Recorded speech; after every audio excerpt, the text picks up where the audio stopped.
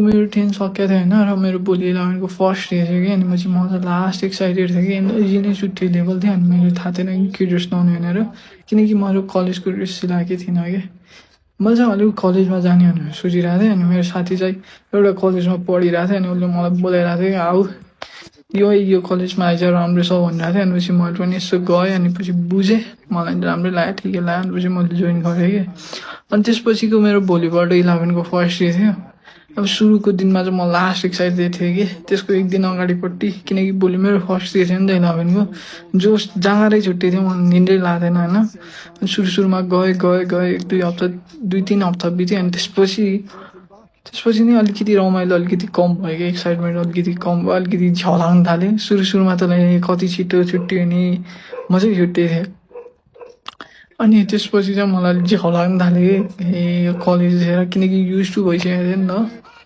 तिमी हामीहरूलाई नि सुरुमा त त्यही त हुँदैन सुरुमा एकदम जोस जहाँ आउँछ एकदम एक्साइटेड भइन्छ अनि पछि गर्दै गएपछि झ्याउ लाग्ने रिलेसनसिपमा पनि त्यही त हो त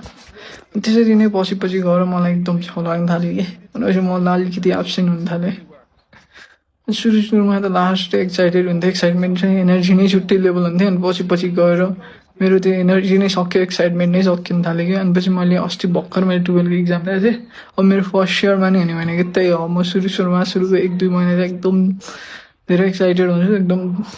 एब्सेन्ट नभइकन जान्छु अनि पछि त्यस्तै हो आजको लागि चाहिँ यति नै आज see you guys in the next video till then stay happy stay single bye see you guys in the next video